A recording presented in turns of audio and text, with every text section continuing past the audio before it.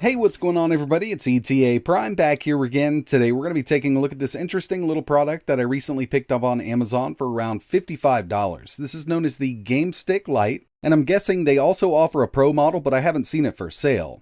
And basically what we have here is a plug-and-play emulation console that comes with two wireless controllers, and they claim there's 3,555 games on this thing.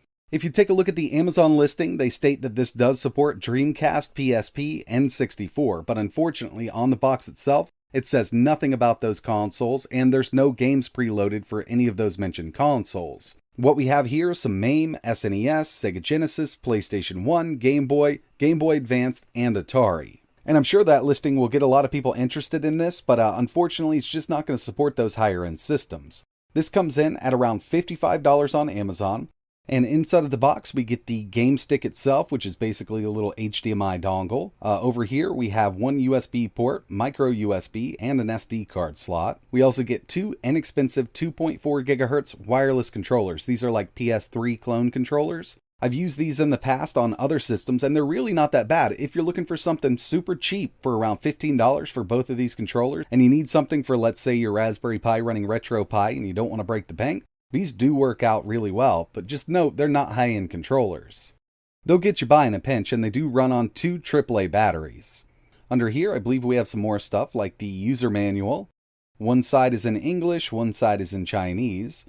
We also have a micro USB cable for powering the stick itself. You just need 5 volts, 1 amp for this thing. We also have an HDMI extension and our micro SD card, which has all of our games. This is a 32 gigabyte card. And like I mentioned, they claim there's 3,555 games. So as you can see, on one side we just have that full-size HDMI out. We have a micro SD card slot over here on this side.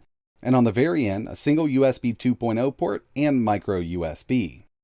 There's not much information online about this, so I'm not exactly sure about the internal specs, but on the box itself it says we have 256 megabytes of RAM, and the CPU is a GB2, which I've actually seen before in cheaper handhelds that you can pick up on eBay and Amazon. So it's not going to be a high-end machine by any means. Let's go ahead and get this thing started up. I got that micro SD card inserted and the dongle for the controllers.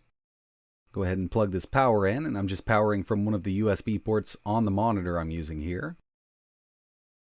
Put some batteries in this. It looks like it automatically detected it. This actually booted up way quicker than I thought it would.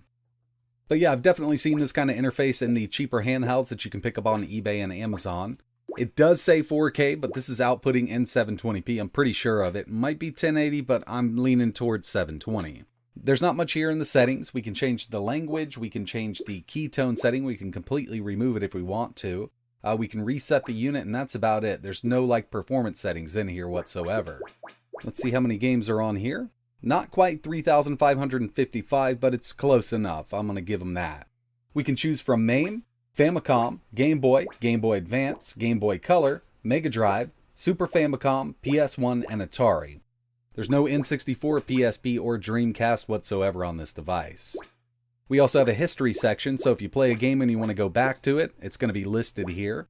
We can also search, and I want to see how this works because sometimes it's just here and it doesn't work, but typing this in, looks like it found all the Sonic games on the console.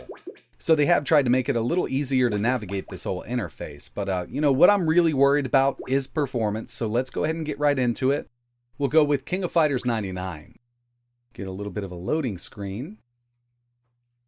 And yeah, hopefully this does load. In the past on these lower end systems, I have noticed that it does take a lot longer to load arcade games, specifically Neo Geo and MAME. But I'm really hoping this isn't stuck here. Okay, there we go. I was getting a little worried there, but yeah, it looks like it takes a while to load these arcade games up. Before we jump right into some gameplay, I did want to mention that with each of these emulators, or any game you're running, just press start and select and it'll bring you to the main menu. We can resume, restart, save slot. I'm not sure how many they have here, but looks like we definitely have more than 10. Save state, load state. You can also map the controls differently or turn on your analog stick if you want to. So there are a couple settings here, but nothing to do with performance.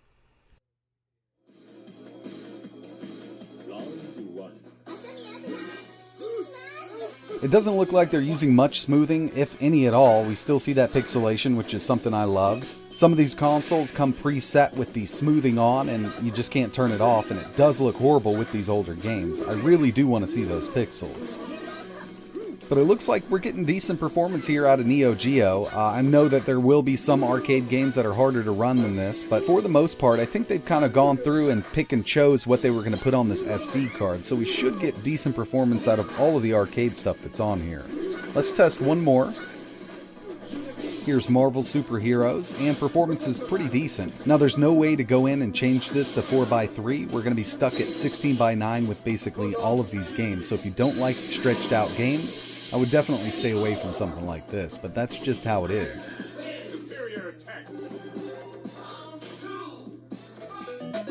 I also wanted to go through and test some NES. This is one of my favorite games, and I can tell you right now that this is running a little faster than it would natively on an original console, but it's not as bad as I've seen on cheaper handheld consoles. This is something you could get used to.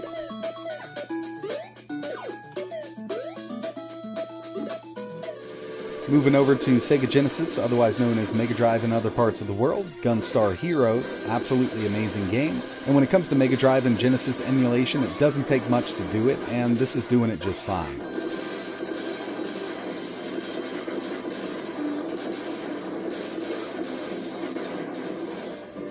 Now, one system that these lower-end chips kind of struggle with is Game Boy Advance, believe it or not. They are using a lot of frame skip here to get it to run at full speed, and once you do get up to faster speeds on screen with a game like this, you will notice it lagging out. So it's really not running this at full speed because we do have that frame skip going. And once I get moving really fast, you'll see exactly what I'm talking about.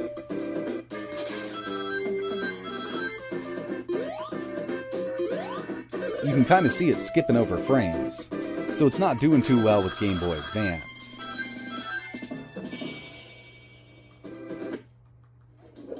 And moving over to the highest end system that this supports, which is PlayStation 1, I'll tell you again, just like with Game Boy Advance, they are using a lot of frame skip here.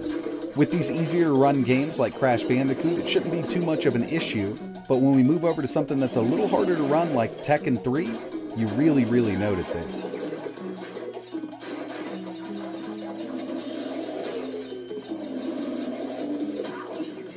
And even with the frame skip on, the game is not running at full speed.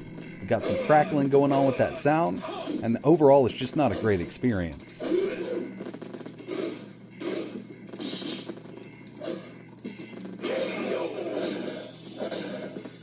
Round 2, fight!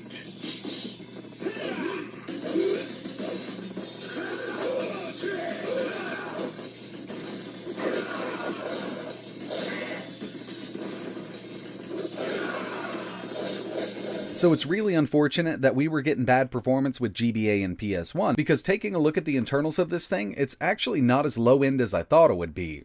Now, as ARM chips go in 2021, the Rock chip 3128 is still considered a low end chip, but for emulation, it should be able to push Game Boy Advance and PS1 at full speed with no issues. Really, what it comes down to is unoptimized emulators for this little chipset here, because the Rock chip 3128 is an ARM Cortex A7 quad-core CPU running at 1.3 GHz with a Mali MP400 GPU, and with this unit here, they were correct with 256 megabytes of RAM. And yeah, in 2021, it's still considered low end, but for the emulators that this thing supports, we should be seeing some better performance, and with custom firmware, it could definitely get there. We could run GBA and PS1 with no frame skip on this thing at full speed if the emulators were optimized correctly, but you know, I wouldn't hold my breath on updates for this thing, because a lot of companies just source these out. They'll make, let's say, 2,000 of them, sell out, and never worry about updating down the road. It's really up to the community, and I can't see this thing taking off with all of the other stuff we have in the market right now.